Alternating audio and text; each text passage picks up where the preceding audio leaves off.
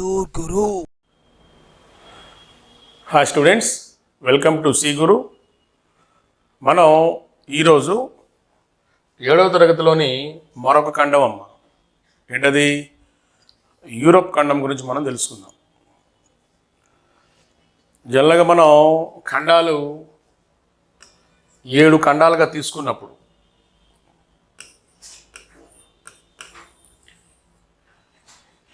ఈ 7 ఖండాలలో యూరోప్ ఖండానికి ఉన్న ప్రత్యేకత ఏంటి అంటే అభివృద్ధి చెందిన ఖండంగా చెప్తారు. ఏమని చెప్తారు? అభివృద్ధి చెందిన ఖండం. అంటే ఈ రోజున మనం చూస్తున్నటువంటి అమెరికా అని చూస్తున్నాం కదా, ఈ అమెరికా ఖండంలోని అమెరికా దేశానికి సంబంధించినటువంటి అభివృద్ధి కూడా వీళ్ళ వల్ల జరిగింది. అంటే ఇక్కడి నుంచి ప్రజలు అక్కడికి వెళ్ళి స్థిరపడి ఆ అమెరికా ప్రాంతాన్ని ఒక ప్రత్యేకమైనటువంటి దేశంగా ఈ రోజున అగ్రరాజ్యంగా రూపొందించుకున్నారు. కాబట్టి ఆ ఘనత ఈ ఖండానికే ఉంటుంది. ఆ ప్రస్తావన ఇక్కడ చేసేవాడు కూడా మీ బుక్లో ఉన్నట్టుగా తీసుకొచ్చాను. ఇక్కడ ఏంటి? పారిశ్రామిక విప్లవం ముందుగా వచ్చినటువంటి ప్రాంతంగా యూరోప్ ఖండానికి ప్రత్యేకత. పక్కని మనం పారిశ్రామిక విప్లవం అనగానే మనకు గుర్తొచ్చే నగరం ఏంటి అంటే లండన్. దేశం అనగానే మనకి బ్రిటన్ గుర్తొస్తుంది. అదే ఇంగ్లాండ్ అని కూడా పిలుస్తాం కదా, ఇంగ్లాండ్ దేశం. ఇంగ్లాండ్ అంటే ఇంగ్లీష్ వాళ్ళ ల్యాండ్, ఇంగ్లాండ్. వాళ్ళకు ఒక సామెత కూడా ఉంది, an idle man's brain is equal to ghost house అని. అంటే ఊరకు కూర్చున్నవాడి బుర్ర దెయ్యాల కొంపతో సమానం అని ఒక ఇంగ్లీష్ సామెత అది. ఓకే, అంటే మీరు ఎవరైనా ఏపీపీఎస్సి లేదా టీఎస్పీఎస్సి లేదా యూపీఎస్సి అంటే సర్వీస్ కమిషన్ ఎగ్జామ్స్ ప్రిపేర్ అవుతూ ఉంటే వాళ్ళకి ఈ వృద్ధి దశలు అనే టాపిక్ కూడా ఉంటుంది. అక్కడ మీరు చదువుతారు కూడా, ప్లవన దశలు అని చెప్పి. అంటే ఇక్కడ మీరు అర్థం చేసుకోవాల్సింది ఏంటి? పరిశ్రమల పరంగా అత్యంత వేగంగా అభివృద్ధి సాధించినటువంటి దేశం కూడా యూరోప్ ఖండాల్లోనే ఉన్నాయి. మనకి చాలా దేశాలు ఉన్నాయి, మనం ఎస్పెషల్లీ ఈ దేశం పేరు మనం చెప్పుకుంటాం. వీళ్ళు ఏం చేశారు? ప్రపంచ దేశాలు, చాలా దేశాలను కూడా పరిపాలించడం జరిగింది. తమ పరిశ్రమలని రకరకాల దేశాల్లో విస్తరించడం కూడా జరిగింది. అదే ఇక్కడ రాసుకొని వచ్చారు.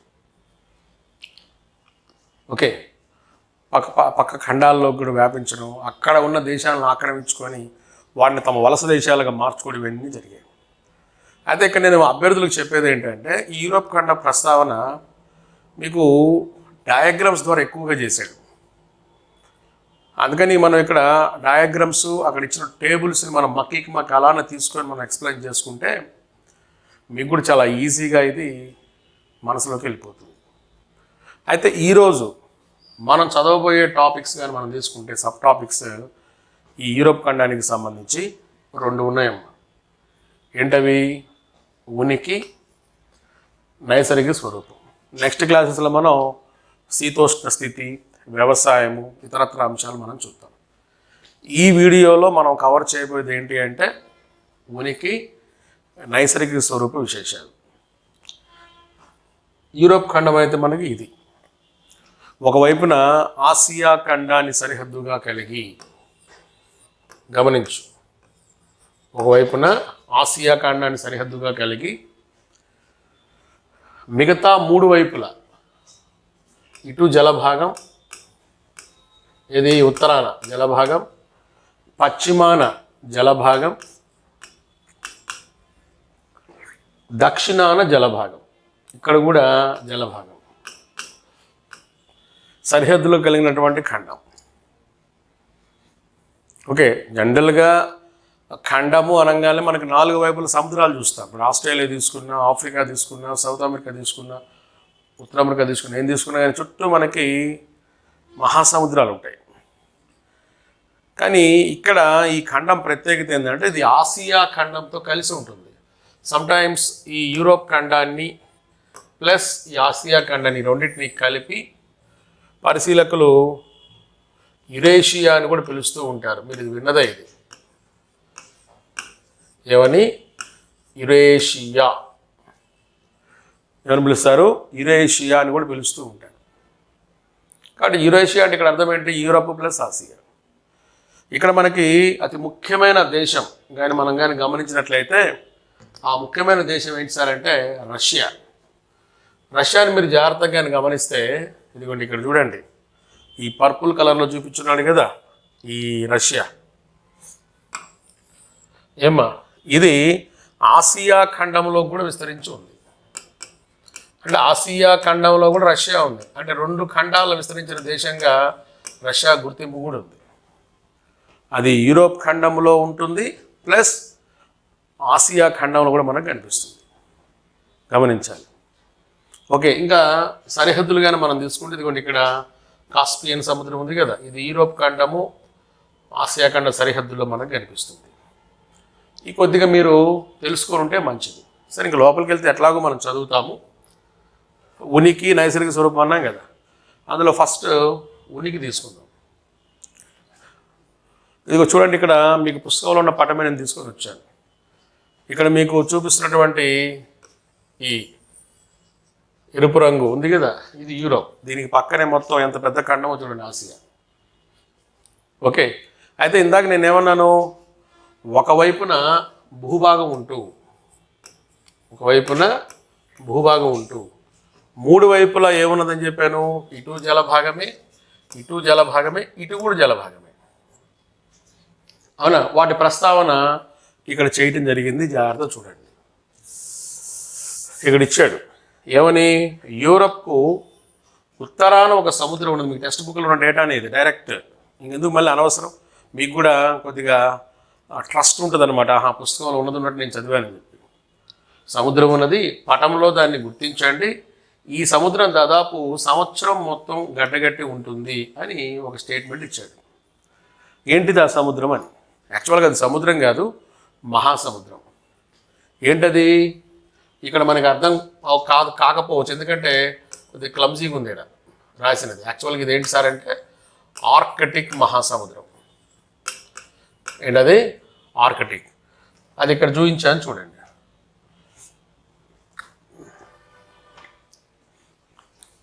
ఆర్కిటిక్ మహాసముద్రం ఎదిగో ఇక్కడ కనిపిస్తుంది. ఇది సంవత్సరం మొత్తం మనకి గడ్డగట్టి ఉంటుంది.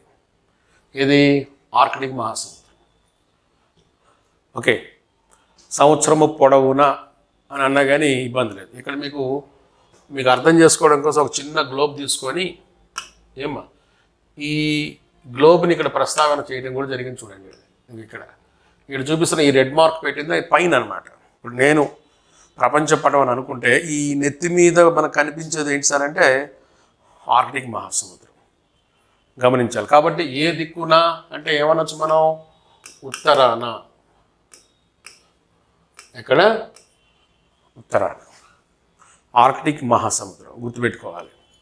ఆర్కిటిక్ మహాసముద్రం ఉన్న ఇంకో ప్రత్యేకత ఏంటి సార్ అంటే, ఆర్కిటిక్ అనగానే మీరు గుర్తుంచుకోవాల్సింది ప్రపంచంలో అతి చిన్న మహాసముద్రముగా దీనికి ప్రస్తావన, అంటే దీనికి గుర్తింపు ఉంది. అతి చిన్న మహాసముద్రం. ప్రపంచంలో అతిపెద్ద మహాసముద్రం ఏంటి? పసిఫిక్. అతిపెద్ద మహాసముద్రం పసిఫిక్. ఇక్కడ అతి చిన్న మహాసముద్రం ఆర్కిటిక్. ఒక రకంగా ఇది ఓ లేదా వృత్తం, గుండ్రం కంటే ఒక 0 ఆకారంలో ఉన్నట్టుగా ఉంటుందని చాలామంది చెప్తూ ఉంటారు. ఓకే, వృత్తాకారంలో లేదా ఓ లేదా 0 ఆకారంలో ఉన్నటువంటి మహాసముద్రంగా దీని గుర్తింపు ఉంది. ఇక్కడ వీళ్ళు ఇచ్చినటువంటి మరొక ప్రత్యేకత ఏంటి, సంవత్సరం అంతా గడ్డగట్టి ఉంటుందని చెప్తున్నారు. అంటే గమనించండి, ఈ పిక్చర్స్ అనగానే చాలామంది స్టూడెంట్స్, కొంతమంది టీచర్స్ కూడా ఏం చేస్తున్నారంటే నిరుత్సాహపడుతున్నారు. ఏముంది ఇక్కడ చదవడానికి అని. అట్లా కాదు, దాన్ని ఒక మైండ్ మ్యాప్ టెక్నిక్గా మనం వాడుకోగలిగితే అద్భుతమైనటువంటి డేటా ఇది. ఓకే, అలానే మరొకటి చూడండి, పిక్చర్ని బేస్ చేసుకొని ఏంటి, యూరప్ ఖండంలో పశ్చిమాన ఉన్న మహాసముద్రం ఏంటని అడిగాడు. ఇదిగోండి, పశ్చిమాన ఉన్న సముద్రం. యాక్చువల్గా ఇది కూడా మహాసముద్రమే. పశ్చిమాన ఉన్న సముద్రం ఏమిటి, ఏంటి దాని ప్రత్యేకత చూడండి. ఈ మహాసముద్రము యూరప్ను ఉత్తర అమెరికా ఖండాన్ని వేరు చేస్తూ ఉన్నది. వేరు చేస్తూ 500 సంవత్సరాల క్రితం యూరప్ నుంచి అమెరికాకు సముద్ర మార్గాన్ని కనిపెట్టారు. అందువల్ల ఐరోపా ప్రజలు అక్కడ వలస వెళ్ళి ఎక్కడికి అమెరికాకి వెళ్ళి స్థిరపడింది. ఇందాక నేను ఇంట్రడక్టరీలో చెప్పింది అదే. ఏంటది? ఇదో చూడు, ఇక్కడ ఇది యూరోప్ ఖండం, దీనికి పడమర. పడమర అంటే ఇది, ఈ వైపున ఇది వెస్టే కదా. ఈ పడమర కనిపిస్తున్నటువంటి మహాసముద్రం ఏంటి? అట్లాంటిక్ మహాసముద్రం. అట్లాంటిక్. సార్ నాకు ఇక్కడ క్లమ్జీగా ఉంది, నాకు అర్థం కావట్లేదు అంటే మొత్తం ప్రపంచపటం తీసుకుందాం. ప్రపంచపటం తీసుకుందాం. ఇక్కడ మనం యూరోప్ ఖండాన్ని ఇక్కడ చూడండి. ఇది యూరోప్. ఇదంతా మనకి యూరోప్ కిందకి వస్తుంది. ఇదంతా ఈ ప్రాంతం అంతా యూరోప్ కిందకి వస్తుంది. ఇది యూరోప్, ఈ రెడ్ కలర్లో పెట్టింది.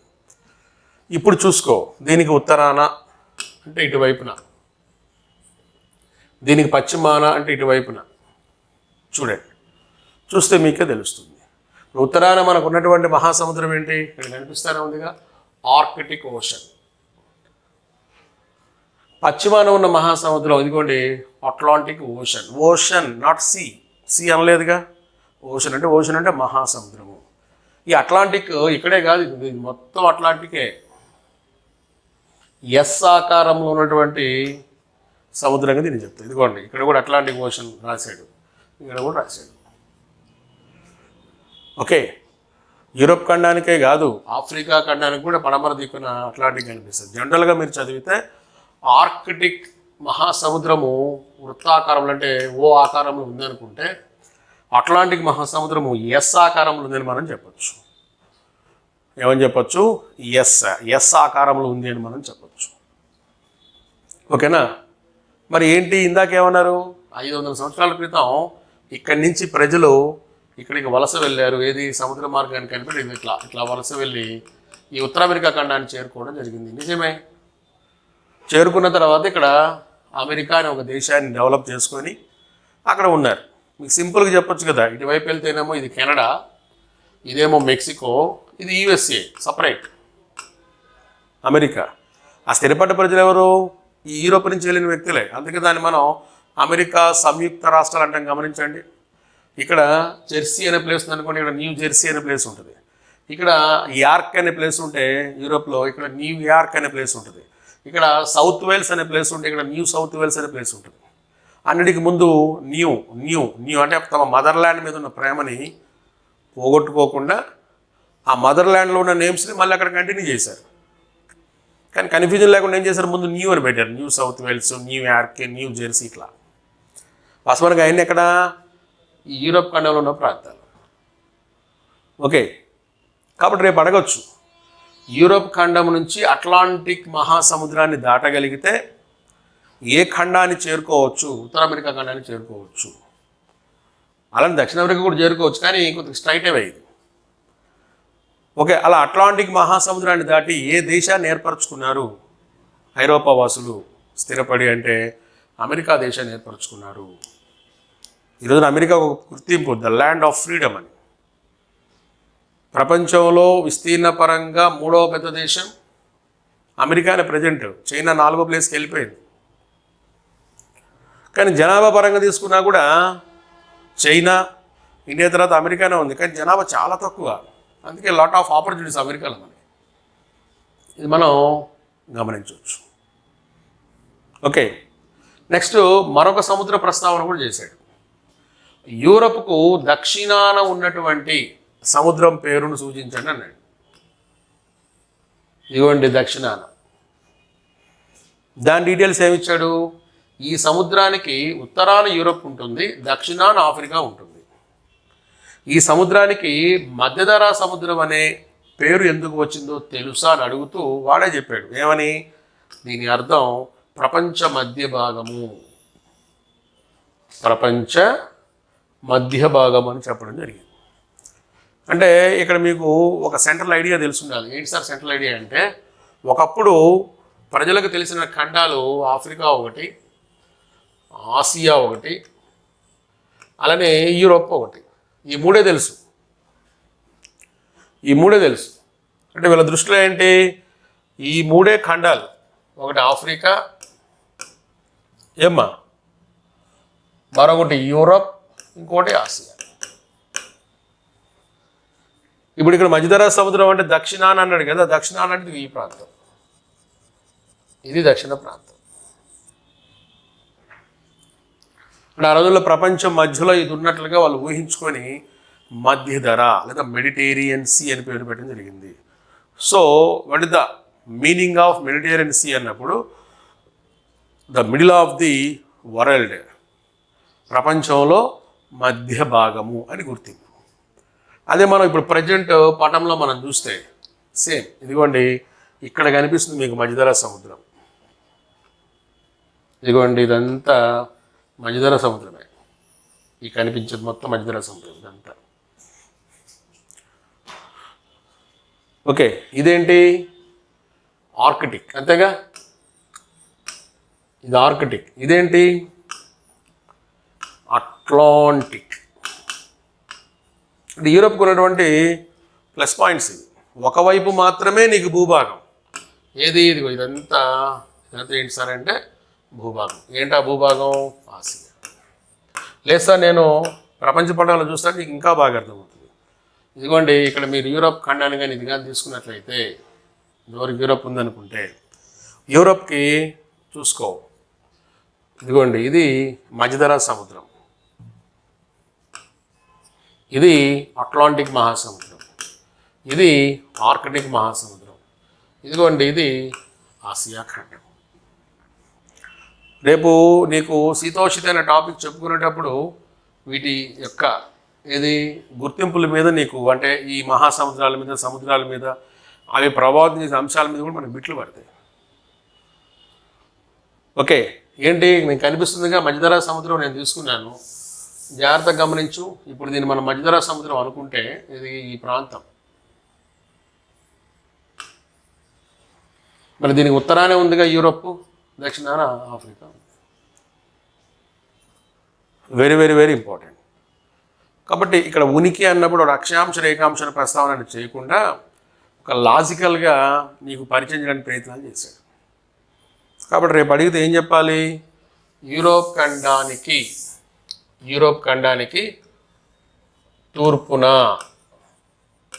ఆసియా ఖండం ఉన్నది, ఉత్తరాన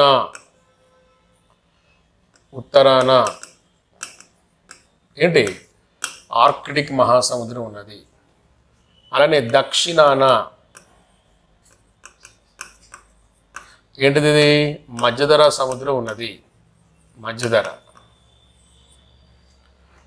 పడమర అంటే పశ్చిమాన అట్లాంటిక్ మహాసముద్రం ఉన్నది. Don't forget. అంటే మీరు చదువుకునేటప్పుడు దీని మీద మీకు ఒక సెంట్రల్ ఐడియా రావాలి. ఇంకా అక్కడి నుంచి మనం ఇంకొద్దిగా లోపలికి వెళ్దాం. ఏంటి నైసర్గిక స్వరూపం. ఈ నైసర్గిక స్వరూపం అనగానే మళ్ళీ అందులో భాగాలు ఇవి ఉంటాయి. ఇది పర్వతాలు, పీఠభూములు, మైదానాలు, నదులు, ద్వీపకల్పాలు, ద్వీపాలు, అఖాతాలు. అంటే మీకు అక్కడ యాక్చువల్గా చాలా బ్రాడ్ ఏరియా ఇది. మనం సింప్లిఫై చేసుకొని మన దానికి తగ్గట్టు మనం నేర్చుకోవాలి. ఒక్కో దాని గురించి మనం జాగ్రత్తగా చూద్దాం. ఇప్పుడు దీంట్లో ఫస్ట్ వన్ పర్వతాలు తీసుకున్నాం అనుకోండి. మళ్ళీ ఒక స్టేట్మెంట్ మీకు పుస్తకంలో ఏంటి ఆ స్టేట్మెంట్? యూరప్కు తూర్పున ఉన్న పర్వతాల పేర్లను తెలపండి. ఏమి ఇచ్చాడు చూద్దాం. ఇవి చాలా ఎత్తైన పర్వతాలు కావు, అంటే ఎత్తుగా ఏముండవు అంట. అయితే ఇవి యూరప్కు తూర్పు సరిహద్దుగా ఉంటూ ఈ పర్వతాలకు తూర్పున ఆసియా, పశ్చిమాన యూరప్ ఉన్నట్లుగా ఇవి ఉంటాయి. ఓకే, వాస్తవంగా ఆసియా, యూరప్ కలిసే ఉన్నాయి కాబట్టి ఈ ప్రాంతాన్ని యురేషియా అని పిలుస్తారు. మీకు బుక్లో ఉన్న డేటా ఇది ఆల్రెడీ నేను మీకు చెప్పింది. వాడు ఏమంటాడు, మీరు యూరోప్ ఖండానికి తూర్పున ఉన్న పర్వతాలు కానీ తీసుకుంటే, ఇదిగోండి ఇది ఈ పర్వతాలు కానీ మీరు తీసుకుంటే ఇవి అంత ఎత్తుగా ఏం లేవు, కానీ ఈ పర్వతాలు ఉండటం వల్ల ఏమైంది, యూరోప్ ఖండం ఆసియా ఖండం విడిపోయినట్టు కనిపిస్తాయి అంటున్నాడు. కరెక్టే. ఇదిగోండి ఇదేమో ఆసియా ఖండం, ఇదేమో యూరోప్ ఖండం. ఎందుకు ఆ పర్వతాల పేరేంటి? యూరల్. గుర్తుపెట్టుకో, యూరల్. మనం గతంలో చూసినటువంటి ఈ మ్యాప్స్లో మనం ఇక్కడ చూడొచ్చు, ఇబ్బంది ఏం లేదు. ఇది ఇక్కడ చూడండి, ఇదిగోండి యురల్ మౌంటైన్స్, యూరల్ పర్వతాలు. మీకు బుక్లో ఉన్నది అంటే బుక్లో ఉన్న ఎగ్జాక్ట్ తీసుకున్నప్పుడు ఇదిగోండి ఇక్కడ చూడండి, చూస్తే మీకే తెలుస్తుంది, నీట్గా రాశాడు. ఇక్కడ మీకు కనిపించలేదు అంటే please go to your 7th class text book, పోతే మీకే అర్థమవుతుంది. మ్యాక్సిమం అమ్మ అందులోంచి బయటికి వెళ్ళకుండా నేను మీకు ఇక్కడ డిజైన్ చేయడం జరిగింది, ప్రతి డయాగ్రామ్ కూడా. ఆ పర్వతాల పేరేంటి? యూరల్ పర్వతాలు. ఆసియా ఖండాన్ని యూరోప్ ఖండాన్ని వేరు చేస్తున్న పర్వతాలు. ఆసియా పాయింట్ ఆఫ్ వ్యూలో చూసామనుకోండి, ఆసియా ఖండానికి పడమర దిక్కున్నట్టు కనిపిస్తాయి. యూరోప్ ఖండం పాయింట్ ఆఫ్ వ్యూలో చూసామనుకోండి, యూరోప్ ఖండానికి తూర్పు దిక్కున ఉన్నట్టు కనిపిస్తాయి. Okay, very very very important. అదే ఇక్కడ రాసింది కూడా ఏంటి, జాగ్రత్తగా మనం తీసుకో. లేదు పర్వతాల పాయింట్ ఆఫ్ వ్యూలో చూసుకున్నాం అనుకోండి, ఈ పర్వతాల పాయింట్ ఆఫ్ వ్యూలో చూసుకున్నప్పుడు ముందు వీటిని మీరు పర్వతాలు అని అనుకుంటే, ఈ పర్వతాలకు తూర్పున తూర్పున ఆసియా అంటే మనం వాడే వాక్యం బట్టి ఉంటుంది. ఈ పర్వతాలకు పశ్చిమాన ఏంటి, యూరోప్. మీ ఓపిక అంటే ఎగ్జామ్లో అడిగేదాన్ని బట్టి ఉంటుంది. ఓకే, కాబట్టి యూరోప్ ఖండానికి ఆసియా ఖండానికి మధ్య ఉన్నటువంటి పర్వతాలు ఏంటంటే మీరు ఆన్సర్ పెడతారు, యూరల్ పర్వతాలను పెట్టండి. నెక్స్ట్ మరొక స్టేట్మెంట్ ఏమన్నాడు, దక్షిణ యూరోప్ ఖండం సరిహద్దులో కాస్పియన్ సముద్రానికి నల్ల సముద్రానికి మధ్యలో కాకసస్ పర్వతాలు ఉన్నాయి. ఇవి కూడా ఎత్తైనవి ప్లస్ మంచుతో కప్పబడి ఉంటాయని. చూడండి ఇక్కడ యూరోప్ ఖండ దక్షిణానికి రండి, అంటే దక్షిణం అంటే ఇదిగో ఈ ఏరియాకి వచ్చినట్టు మనం, ఈ ప్రాంతం ఇదంతా సౌత్ ఏరియా కదా. కానీ వాళ్ళు ఇచ్చినటువంటి లొకేషన్ ఏంటి, ఇదిగోండి ఈ లొకేషన్ ఇచ్చాడు, కాస్పియన్ సముద్రం ఇచ్చాడు, నల్ల సముద్రం ఇచ్చాడు. ఓకే, కాస్పియన్ సముద్రం అలానే నల్ల సముద్రం, బ్లాక్ సీ. ఈ మధ్యలో ఉన్న పర్వతాలు అంటే ఇదిగో ఈ పర్వతాలు ఏంటి, వీటి పేరు కాకసస్.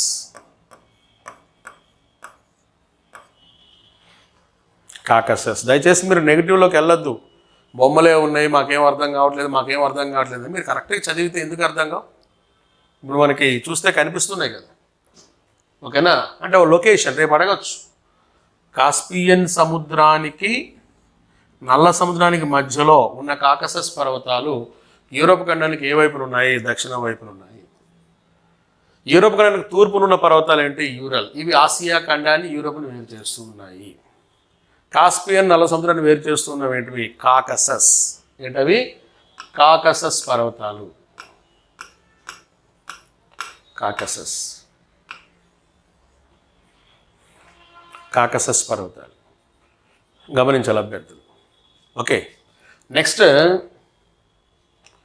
పీఠభూముల విషయానికి వెళ్తే మీరు బాగా గమనించాల్సిన అంశం ఏంటంటే, మన యూరోప్ ఖండం పక్కన ఆసియా ఉంది కదా, ఈ ఆసియా ఖండంలో ఉన్నన్ని పీఠభూములు నీకేం యూరోప్లో కనపడవు. ఏదో కొద్దో గొప్ప పీఠభూములు నీకు ఇదిగోండి ఈ స్పెయిన్ పరిసర ప్రాంతాల్లో కనిపిస్తాయి, లేదా లోపలికి వెళ్తే ఈ జర్మనీ ఫ్రాన్స్ ఏరియాస్ ఉన్నాయి, ఈ ఏరియాస్లో కనిపిస్తాయి. ఒక రకంగా యూరోప్ ఖండంలో పీఠభూములు తక్కువ అని చెప్పాలి. ఎక్కడైతే పర్వతాలు ఉన్నాయో ఆ పర్వతాల యొక్క సరిహద్దుల్లో మీకు పీఠభూములు కనిపిస్తాయి. చాలా తక్కువ పీఠభూముల విషయానికి వచ్చినప్పుడు. మీకు ఇక్కడ ఇవ్వలేదు కానీ జస్ట్ పేరు రాశాడు, జర్మనీ ఫ్రాన్స్ స్పెయిన్లో చిన్న చిన్న పీఠభూములు ఉన్నాయి. నేను చెప్తాను ఆ పీఠభూములు గుర్తుపెట్టుకోండి. స్పెయిన్కి వెళ్ళామనుకోండి, స్పెయిన్ ప్రాంతానికి వెళ్తే నీకు కనిపించే ప్రముఖ పీఠభూమి మెస్టా. ఏంటది, మెస్టా. జాగ్రత్త చూసుకోవాలి. అంటే ఇక్కడ మనకి పర్వతాలు, పిరనీస్ పర్వతాలని కనిపిస్తాయి. ఈ పర్వతాలకు ఇటువైపుకి వస్తే నీకు ఇదంతా స్పెయిన్ పోర్చుగల్ ప్రాంతమే ఏరియా, అక్కడ మీకు కనిపిస్తాయి.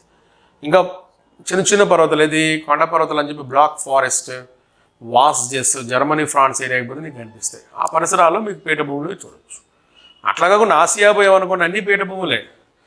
మన సౌత్ ఇండియా దక్కన్ పీఠభూమి అంటాం, మళ్ళీ నార్త్ ఇండియా మాల్వా పీఠభూమి, అందులో రకరకాల భాగాలు, మళ్ళీ టిబెట్ పీఠభూమి, ఎక్కడ చూసినా రకరకాల పీఠభూములు ఉంటాయి మనకి. కానీ ఆసియాతో పోలిస్తే కొద్దిగా తక్కువ అని చెప్పాలి. ఓకే, అది మనం గుర్తుంచుకోవాలి. అందుకే వాడు ఏమంటాడు, ఆసియా ఖండము లాగా అటువంటి పీఠభూములు లేవు అన్నట్టుగా చెప్పాడు. కాబట్టి కూల్, ఇబ్బంది ఏమి లేదు. అయితే ఇంకా అక్కడి నుంచి మనం మైదానాల విషయానికి వస్తే, ఇక్కడ మైదానాలు బాగానే ఉన్నాయి యూరోప్ ఖండంలో, ఎందుకంటే నదులు బాగున్నాయి. నదులు ఎక్కడైతే ఉంటాయో నీకు ఖచ్చితంగా ఏముంటాయి, మైదానాలు ఉంటాయి. కాబట్టి మైదానాల విషయంలో మనం నీట్గా ఇక్కడ అంటే ఇక్కడ ఏం లేదు పలానా మైదానం చెప్పాల్సిన అవసరం లేదు. నది ఉంది అంటే మైదానం ఉన్నట్టే గుర్తుపెట్టుకోండి. అందుకే ఇక్కడ ఐరోపాలో పొడవైన వోల్గా నదులు ఇటువంటి అన్ని మైదానాల వల్ల ఏర్పడినవా అంటే, మైదానాల పరిసర ప్రాంతాలలో నదులు ఉన్నాయంటే యాక్చువల్గా నీకు వరల్డ్ జాగ్రత్త మీద ఐడియా ఉంటే నదులు తీసుకొచ్చే ఒండ్రు మట్టి వల్లే మనకి మైదానాలు వస్తాయి, లేదా గాలి వల్లనే ఏర్పడాలి.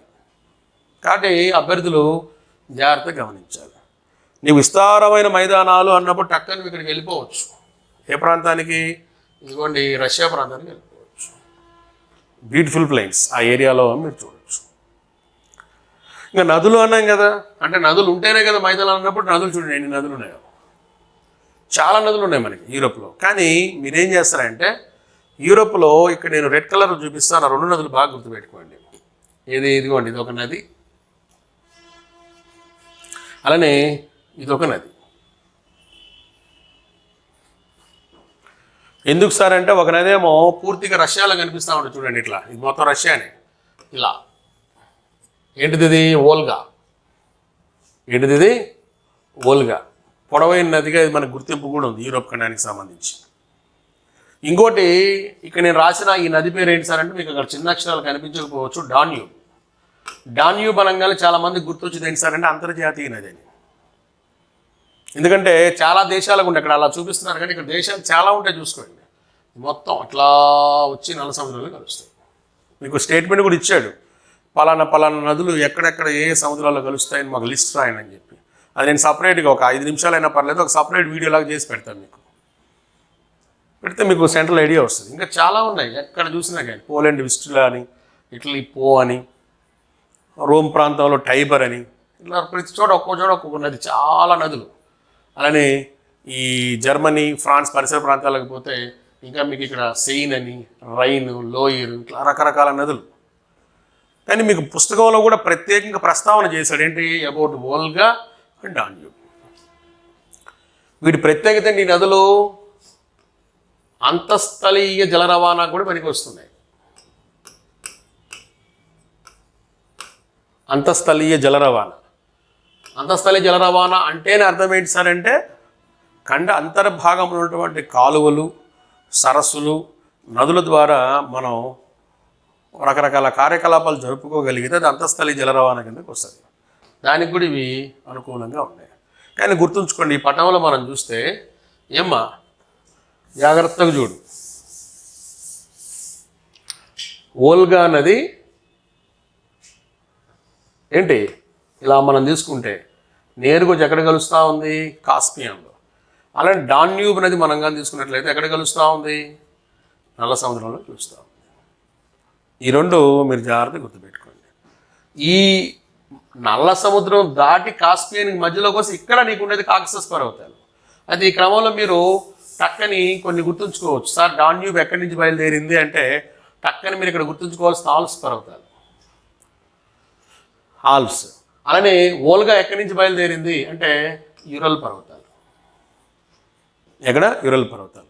మళ్ళీ ఈ ఆల్ప్స్ పర్వత పరిసర ప్రాంతాల్లో మీరు కానీ జాగ్రత్తగా గమనిస్తే చాలా కనిపిస్తాయి నదులు. ఏది? ఇటువైపున పో నది, ఏనా, ఇటువైపున రైన్, అలానే సెయిన్, అలానే లోయర్, ఇట్లా రకరకాల నదులు కనిపిస్తాయి. కానీ మీకు కొద్దిగా బుక్లో వాడు ఇచ్చిన స్టేట్మెంట్స్ కూడా మనకి ఇంపార్టెంట్ కదా, అందుకని మీరేం చేస్తారు, డాన్యూబ్ ఎందులోకి మెర్జ్ అవుతుంది, నల సముద్రంలోకి.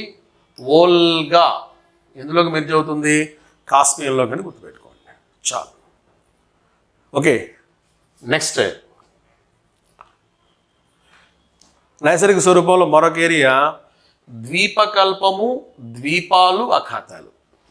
ఇక్కడ మీకు టెక్స్ట్ బుక్లో ఉన్న బొమ్మే ఇది, ఎన్లార్జ్ చేసి పెట్టాను. ద్వీపకల్పము అంటే ఇక్కడ అర్థం ఏంటంటే గుర్తుపెట్టుకోండి, ద్వీపకల్పము అంటే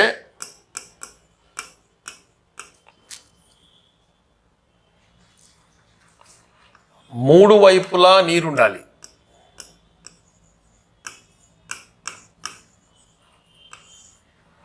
ఒకవైపున భూభాగం ఉండాలి. మూడు వైపులా నీరు, ఒకవైపున భూభాగం సరిహద్దుగా ఉంటే దాన్ని మనం ద్వీపకల్పం అంటాం కంటిన్యూస్గా. ఓకే, అలానే మరొకటి ఏంటి, ద్వీపం. ద్వీపం అనాలనుకోండి, ద్వీపానికి ఇంకో పేరేంటి, దీవి కూడా. ఏంటి సార్ అర్థం అంటే నాలుగు వైపులా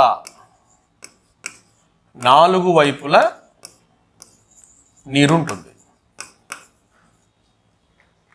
నాలుగు వైపులా నీరు. ఇంకా తర్వాత అఖాతం అన్నాం అనుకోండి,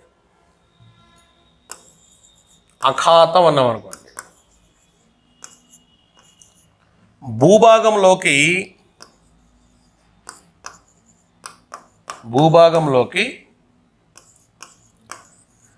జలభాగం చొచ్చుకొని రావటం.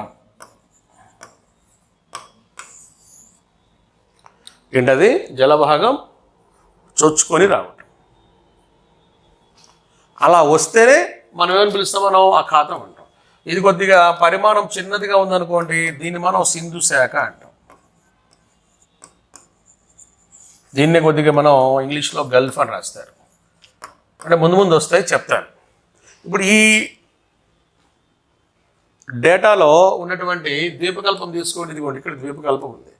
ఈ ద్వీపకల్పం చూడండి, ఇక్కడ మూడు వైపులా నీరు ఉంది, మూడు వైపులా నీరు. ఇంతవరకు ఒకవైపే ఉంది మనకి, జాగ్రత్తగా గమనించుకోండి. ఈ ఏరియా మొత్తం ఏంటి మనకి, ఇదంతా భూభాగం కిందకి వస్తుంది, ఇదంతా భూభాగం. ఇలా ఉండాలి. నెక్స్ట్ ఇంకోటి ద్వీపం, నాలుగు వైపులా. అంటే ద్వీపం లేదా ద్వీపం అంటే మీకు తెలిసింది, మళ్ళీ కొత్తగా నేను చెప్పేది ఏమీ లేదు. నాలుగు వైపులు ఏముండాలి, ఏం కనిపించాలి, నీరు ఉండాలి. అది వచ్చినప్పుడు చూద్దాం యూరప్ ఖండంలో ఉన్నాయా దీవులని. నెక్స్ట్ అఖాతం, భూభాగంలోకి జలభాగం చొచ్చుకొని పోవాలి. భూభాగంలోకి జలభాగం చొచ్చుకొని పోవాలి. ఇదిగోండి ఇక్కడ చూడండి, భూభాగంలోకి జలభాగం చొచ్చుకొని పోయిందో లేదో చూడండి.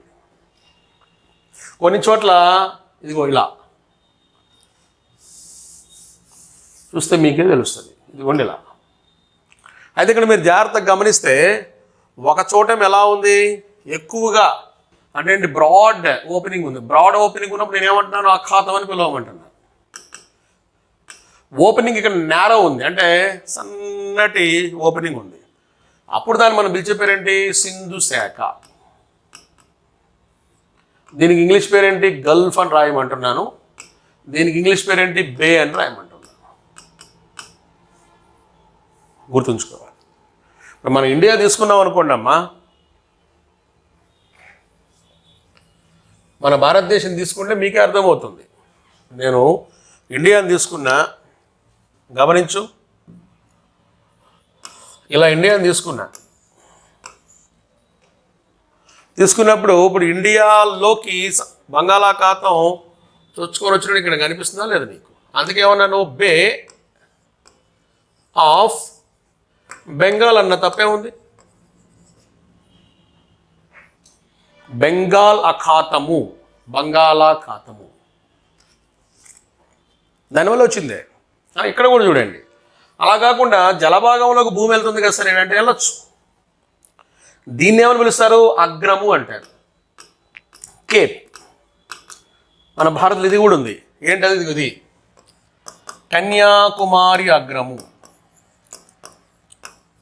ఏంటది? కన్యాకుమారి అగ్రము. కేప్ క్యామోరిన్, కేప్ క్యామోరిన్ గుర్తుపెట్టుకోవాలి. కన్యాకుమారి అగ్రము. సింపుల్. కాకపోతే ఈ జనరల్ ఐడెంటిఫికేషన్కు వచ్చి ఉండాలి, అప్పుడు లోపలికి వెళ్ళి చదవచ్చు. ఇప్పుడు నేను లోపలికి వెళ్తున్నాను. ద్వీపకల్పము, ద్వీపాలు, అఖాతాలు. ఇప్పుడు ఇక్కడ చూడండి, పటంలో యూరోప్ సముద్ర తీరాన్ని చూసినట్లయితే తీరం అంతా ఒకే తీరుగా లేదు. చాలా ప్రాంతాల్లో బాల్టిక్ సముద్రం మాదిరిగా సముద్రం భూభాగంలోకి చొచ్చుకొని వచ్చినట్టు ఉన్నది. మన కొన్ని చోట్ల ఇటలీలో మాదిరి భూభాగం సముద్రంలోకి పోయి ఉన్నది. అంటే బాల్టిక్ సముద్రం మాదిరిగా సముద్ర తీరం భూభాగంలోకి ఉంది. ఇది ఒక పాయింట్. ఇటలీలో మాదిరిగా భూభాగం సముద్రంలోకి ఉంది. రివర్స్ ఉందిగా, సముద్రంలోకి భూభాగం, భూభాగంలోకి సముద్ర భాగం. ఇక్కడ చూడండి, ఇదిగోండి ఈ ఏరియా చూడండి, చూస్తే నీకే తెలుస్తుంది ఈ ప్రాంతం. ఇదేంటి? భూభాగంలోకి జలభాగం పోయినట్టు ఉంది, అవునా? జాగ్రత్త చూడు ఇక్కడ ఈ ఏరియాలో. అది ఈ ఏరియాలో జలభాగంలోకి భూభాగం పోయినట్టు ఉంటుంది. అంటే నేను చెప్పేది ఏంటి సార్ అంటే, రెండు రకాలుగా నువ్వు చదువుకొని ఉండాలి. ఇది భూభాగంలోకి జలభాగం ఈ ఏరియా, ఇది జలభాగంలో భూభాగం. నేను వాడు చెప్పినే చెప్తున్నా. ఇదే బాల్టిక్ ఏరియా. దీన్నే మనం బాల్టిక్ సముద్రంగా పిలుస్తాం ఈ ప్రాంతాన్ని, బాల్టిక్ సముద్రం. ఇదిగో దీన్నే ఇటలీ అని పిలుస్తాం. అంటే ఎంత నీట్గా అభ్యర్థులకి, అంటే చిన్న చిన్న పిల్లలకి కదా మన 7వ తరగతులకు చెప్పాలి, వాళ్ళ అర్థం కావడం కోసం ఎంత బాగా ఇచ్చాడంత, ఎంత కీన్ అబ్జర్వేషన్ ఇచ్చాడో ఒకసారి మీరు గమనించండి. ఓకే, అయితే ఇక్కడ చూడు, ఇటలీ ప్రస్తావన తెచ్చాడు. ఏంటి? ఇటలీకి మూడు వైపులా సముద్రం ఆవరించి ఉన్నది. ఆబ్వియస్లీ ఏమని పిలవచ్చు మనం? మూడు వైపులా సముద్రం, నీరు ఆవరించి ఉంటే దాన్ని మనం ద్వీపకల్పం అంటాము. కరెక్టే కదా? మూడు వైపులా నీరు ఉండి ఒకవైపు భూభాగం ఉంటే దాన్ని ద్వీపకల్పం అంటారు, చెప్పుకున్నదే. సేమ్ అలానే నార్వే, స్వీడన్ కూడా ఉన్నాయి అంటున్నాడు. దానికి పెట్టిన పేరేంటి? స్కాండినేవియా ద్వీపకల్పం. అంటే వీళ్ళు అనేది ఏంటి? ఇదిగో ఇక్కడికి వెళ్ళమంటున్నాడు, ఇదిగో ఈ ప్రాంతానికి వెళ్ళ, ఇదొక భాగం, ఇది నార్వే గుర్తుపెట్టుకో. ఇదిగో ఇదొక భాగం, ఇదేంటి? ఇది ఇటలీ. ఏమా అభ్యర్థులు గమనించాలి, ఇది ద్వీపకల్పమే, ఇది కూడా ద్వీపకల్పమే. కాబట్టి వాడు ఏమంటున్నాడు? నార్వే ప్లస్ స్వీడన్, ఈ రెండింటిని కలిపి ఏమని పిలుస్తారు? స్కాండినేవియా. స్కాండినేవియా గుర్తుపెట్టుకోండి, స్కాండినేవియా. ఇవే మిమ్మల్ని రేపు ఎగ్జామ్లు అడిగేది. ఇంత డెప్త్కి వెళ్ళి చదవాలి కదా. ఇక్కడ షో వద్దు, నాకు వచ్చులే కాదు. కరెక్ట్గా ఖండాలని టాపిక్లో కానీ క్వశ్చన్స్ కానీ పడ్డాయంటే గిల్ల కొట్టుకుంటారు స్టూడెంట్స్. ఎందుకంటే అంత డెప్త్గా చదవరు, చెప్పేవాళ్ళు కూడా లేరు. ఏదో రేర్, చాలా తక్కువ మంది ఉన్నారు దీని గురించి చెప్పేది. ఎందుకు సార్ అంటే, ఎవరు చేస్తారు దీని మీద అంత రీసెర్చ్ అని. ఇంకా కొన్ని కోచింగ్ సెంటర్స్లో నేను చూశాను, నేను డిఎస్సికి చెప్పింది చాలా తక్కువ. నేను చెప్పిన తక్కువ సెంటర్స్లో, అంటే ఒక 2-3 చోట్ల నేను చెప్పింది కూడా ఖండాలనంగా వదిలేసేయండి సార్ అని నాకు చెప్పిన సందర్భం అనేది. ఈవెన్ డైరెక్టర్స్ చెప్పారు నాకు, ఏం కాదు సార్ అని. కానీ లోపలికి వెళ్ళి చూస్తే మీకే తెలుస్తుంది. మిమ్మల్ని కానీ తొక్కాలి అంటే ఎగ్జామ్ పేపర్ కొద్దిగా కష్టంగా రావాలంటే వీటిని మించింది లేదు. ఓకే, అదే కాదు, ఇక్కడికి రా.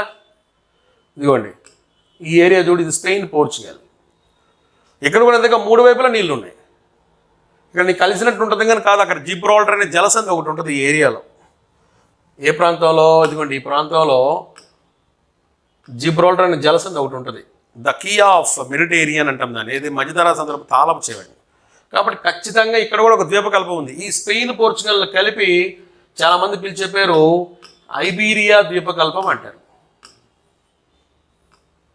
ఐబీరియా ఎవరు పిలుస్తారు? ఐబీరియా ద్వీపకల్పం అంటారు. అభ్యర్థులు గుర్తించాలి, ఇటలీ ద్వీపకల్పమే. నార్వే ప్లస్ స్వీడన్ రెండు కలిపితే ఏమంటున్నావు? స్కాండినేవియా, ఇది కూడా ఒక ద్వీపకల్పమే. స్పెయిన్ ప్లస్ పోర్చుగల్ ఇది కూడా ఒక ద్వీపకల్పం. ఏంటది? ఐబీరియా. ఇంకొద్దిగా లోపలికి వెళ్దాం, ఇంకేమైనా డిస్కస్ చేశాడేమో. చూడండి, 2 క్వశ్చన్ ట్యాగులు ఇచ్చాడు. ఏంటవి?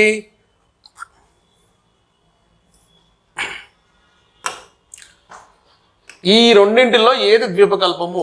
గ్రీసా ఫ్రాన్సా అని అడిగాడు. గ్రీకు దేశమా లేకపోతే ఫ్రాన్స్ అని అడిగాడు. చూద్దాం. ఇదిగోండి గ్రీస్ అంటే ఇదిగో ఇక్కడ, ఇది గ్రీస్. ఈ గ్రీస్ని మీరు ఒకసారి ఇట్లా గమనిస్తే, ఇంతవరకు మనం తీసుకుంటే ఏమ్మా, మరి దీనికి 3 వైపుల నీరుందిగా. ఇదిగో ఇటు నీరుంది, ఇటు నీరుంది, ఇటు నీరుంది. ఒకవైపున భూభాగం ఆల్రెడీ ఉంది. ఫ్రాన్స్ని తీసుకో, ఫ్రాన్స్ ఇదిగో ఇది ఫ్రాన్స్. దీనికి ఇటు బ్రిటిష్ ఛానల్ ఉంది, నో ప్రాబ్లం. ఇటు ఏంటి? మధ్యధరా సముద్రం ఉంది.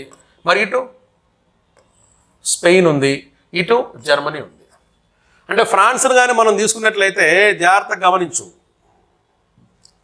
ఫ్రాన్స్ని కానీ తీసుకున్నట్లయితే ఏమ్మా, ఇక్కడ ఫ్రాన్స్ అని నువ్వు కానీ తీసుకుంటే, ఫ్రాన్స్కి ఇటువైపున జలభాగం ఉంది, ఇటువైపున జలభాగం ఉంది, ఇటు జర్మనీ అంటే భూభాగం ఉంది, ఇటు స్పెయిన్ పోర్చుగల్ ప్రాంతం అంటే స్పెయిన్ ఉంది. అంటే 2 వైపులకు రెడ్ మార్క్ ఇచ్చిన 2 వైపుల భూభాగం ఉంది.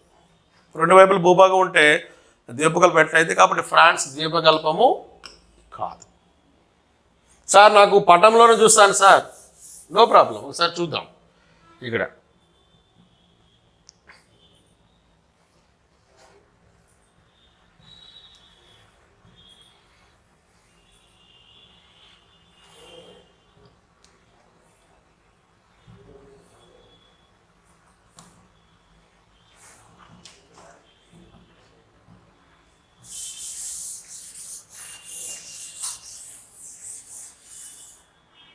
చూడు, నీకే తెలుస్తుంది. ఇదిగోండి ఇది ఫ్రాన్స్,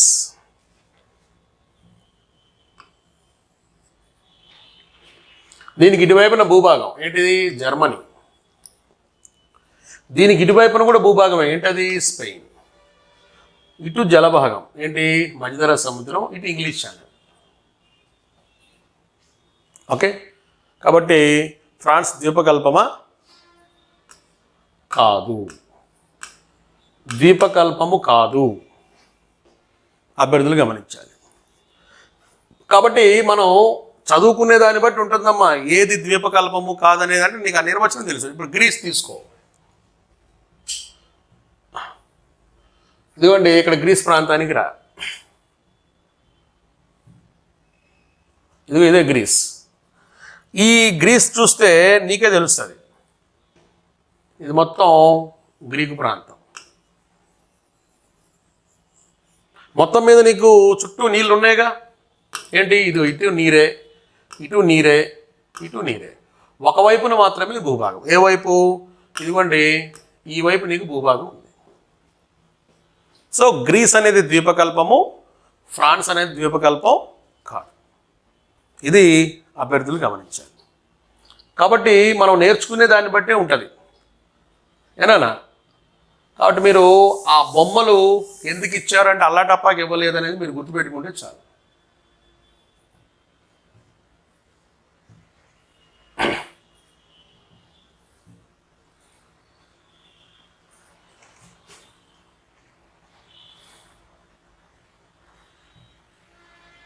కానీ ప్రతిదీ కూడా అమ్మా మనల్ని దాటి ఏది వెళ్ళదని నువ్వు అనుకునే పని అయితే ప్రతి ఏరియా మీద కూడా మనం ఈజీగా మనం చదువుకోవచ్చు.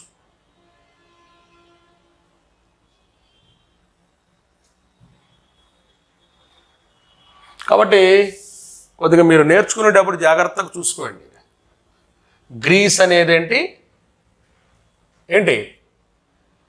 ద్వీపకల్పము, కన్ఫామ్. గ్రీస్ ద్వీపకల్పము అవును, ఫ్రాన్స్ ద్వీపకల్పము కాదు. నెక్స్ట్ రెండవది, స్పెయిన్ పోర్చుగల్ ద్వీపకల్పాల. ఇందాక చెప్పాగా, స్పెయిన్ పోర్చుగల్ కరెక్టే, ద్వీపకల్పాలు 2 కలిసి ఉన్నాయి. కలిసి ఇలా ఉండటం వల్ల ఏమైంది? ఇటు నీరు, ఇటు నీరు, ఇటు నీరు. ఏంటా ద్వీపకల్పం పేరు? చెప్పా మీకు, ఐబీరియా. ఆ ద్వీపకల్పం పేరేంటి? ఐబీరియా. అలానే స్కాండినేవియన్ ద్వీపకల్పం గల పర్వత శ్రేణులు తెలపండి. ఇది ఇక్కడ మీకు కనిపించదు, నెక్స్ట్ డయాగ్రామ్ చూడండి మీకే తెలుస్తుంది. ఇదిగోండి స్కాండినేవియన్ శ్రేణులు, స్కాండినేవియన్ పర్వతాలు. ఓకే, కాబట్టి ఈ డిస్కషన్స్ ఇట్లా వచ్చినప్పుడు నువ్వు కరెక్ట్గా చేయగలిగితే నిన్ను దాటి ఒక్క బిట్టు కూడా వెళ్ళదు. ఓకే, నెక్స్ట్ యూరప్ ఖండంలో కొన్ని దేశాలు 3 వైపుల నీరు గల దేశాలు కాకుండా 4 వైపులా నీరుండి ఒకవైపు కూడా భూభాగం లేని ద్వీప దేశాలు ఉన్నాయి. అందులో గ్రేట్ బ్రిటన్ ఒకటి అని ఇచ్చాడు. ఎందుకు నేను టెక్స్ట్ బుక్ తీసుకున్నాను అర్థం చేసుకోండి. ఇంకా ఏంటా గ్రేట్ బ్రిటన్? ఇదిగో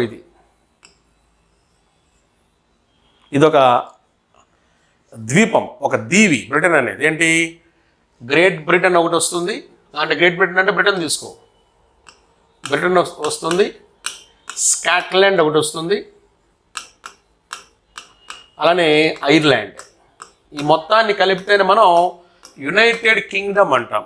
Ireland means north Ireland, United Kingdom. ఈ 3 దేశాలను కలిపి మనం ఏమని పిలుస్తాం? Great Britain. Great Britain United అంటే కలిపినటువంటి, అంటే బ్రిటిష్ మహారాణి యొక్క రాజరికంలో ఉన్నటువంటి దేశాలు. ఇక్కడ కనిపించినటువంటి ఈ ప్రాంతమే మీకు కనిపించే ఇదే ఇంగ్లీష్ ఛానల్ అంటాం. దీన్ని చాలా చిన్నది, అందుకే దీన్ని ఎవరు పడితే వాళ్ళు ఎత్తా ఉంటారు.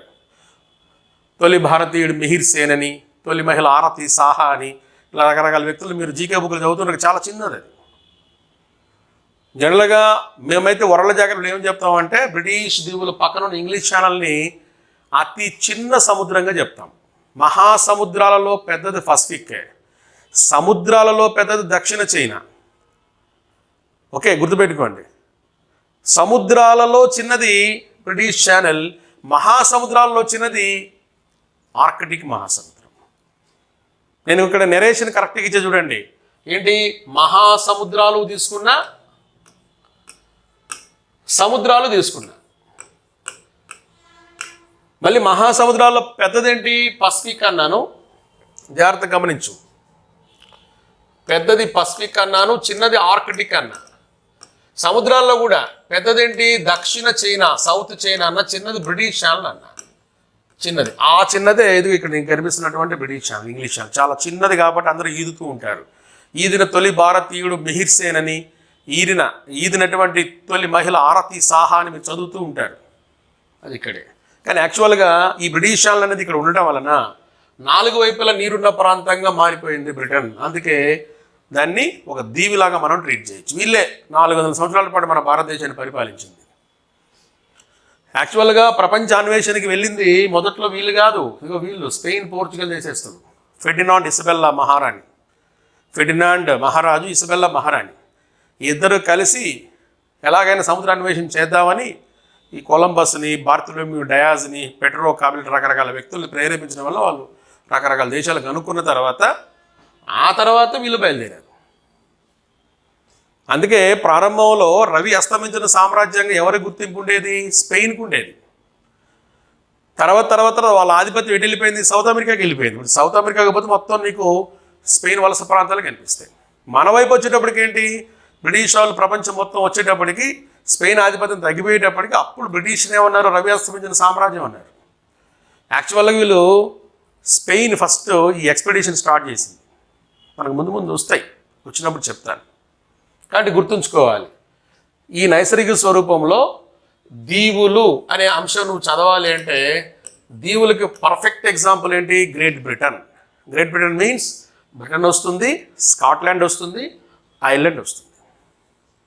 ఓకే, ఇది ఇట్లా మనం మన ఏది నైసర్గిక స్వరూపంలో పర్వతాలు, పీఠభూములు, మైదానాలు, నదులు, ద్వీపకల్పాలు, అఖాతాలు, దీవులు ఇవన్నీ చదువుకోవచ్చు.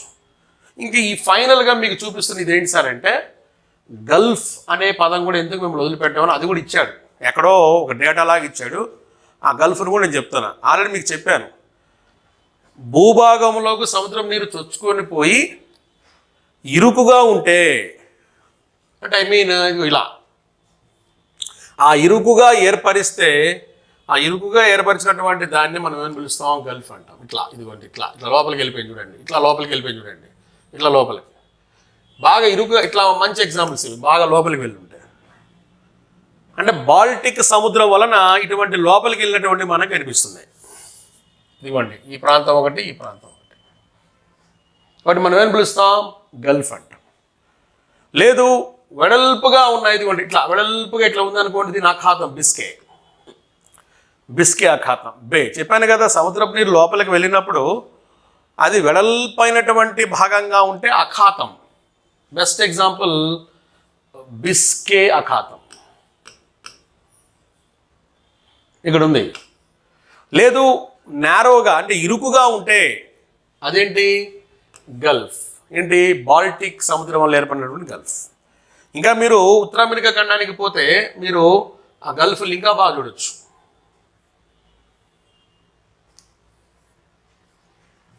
ఇక్కడ చూడండి, ఇక్కడ దీన్ని మెక్సికో గల్ఫ్ అంటాం. ప్రపంచంలో అతిపెద్ద గల్ఫ్గా దీనికి గుర్తింపు ఉంది. ఓకే, ఇంకా కెనడా ప్రాంతాన్ని పోతే నీకు ఎక్కడ చూసినా అఖాతాలు కనిపిస్తాయి. చూడండి, ఇది ఒక అఖాతం. ఇట్లా రకరకాల అఖాతాలు మనకు కనిపిస్తాయి. కాబట్టి సింపుల్గా మనం ఒక్కొక్క ఏరియా గురించి చదువుకునేటప్పుడు ప్రతిదీ కూడా నైసర్గిక స్వరూపం అనగానే టక్కని గుర్తుకు రావాల్సింది ఏంటి సార్ అంటే యూరోప్ ఖండానికి సంబంధించే కదా. ఎక్కడైనా పర్వతాలు, పీఠభూములు, మైదానాలు, నదులు, ద్వీపకల్పాలు, ద్వీపాలు, అఖాతాలు. అవసరమైతే ఇక్కడ అఖాతాలతో పాటు ఏం చదవమంటున్నా? సింధు శాఖలు కూడా చదవమంటున్నా. సింధు శాఖ. వీటికి కొద్దిగా ఇంగ్లీష్ రాసామనుకోండి, సింధు శాఖకి ఇంగ్లీష్ ఏంటి? గల్ఫ్. అఖాతానికి ఇంగ్లీష్ ఏంటి? బే. ఇలా.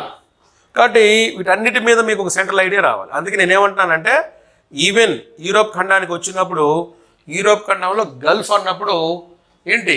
బాల్టిక్ సముద్రము వలన గల్ఫ్లు కనిపిస్తాయి అని. అదే ఈ ప్రాంతంలో కనిపిస్తున్న గల్ఫ్స్. ఇదండి మనకి యూరోప్ ఖండానికి సంబంధించినటువంటి ఉనికి, నైసర్గిక స్వరూప విశేషాలు. ఏదేమైనప్పటికీ ఫస్ట్ మీరు గుర్తుపెట్టుకోవాల్సింది ఏంటి సార్ అంటే యూరోప్ ఖండం అనగానే ఖచ్చితంగా ఒకవైపున ఆసియాతో సరిహద్దు కలిగి యూరేషియా అని ఉన్నదని మనం చెప్పచ్చు.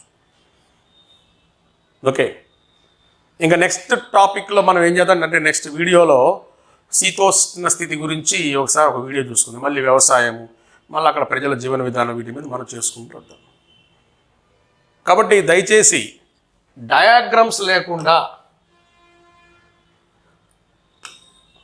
ఓకే అంటే పటాలు లేకుండా యూరోప్ ఖండాన్ని చదివే ధైర్యం అయితే చేయొద్దు. ఎందుకంటే మీకు అర్థం కాదు. పటాలు పెట్టి కానీ చదివారంటే మాత్రం యూరోప్ అనేది అద్భుతంగా మీకు అర్థమవుతుంది. విస్తీర్ణ పరంగా ప్రపంచంలో 6వ పెద్ద ఖండం, గుర్తుపెట్టుకోండి. ఇంకెట్లాగో మీకు జీకే బుక్స్లో దొరికిపోతాయి. అలానే అభివృద్ధి చెందిన ఖండం. అలానే చాలామంది ఎడారులు లేని ఖండం అని కూడా దీన్ని పిలుస్తారు. ఉష్ణ మండల ఎడారులు లేని ఖండంగా దీనికి గుర్తింపు ఉంది.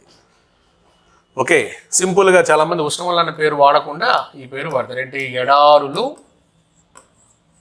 లేని ఖండము. ఏంటి? యూరోప్.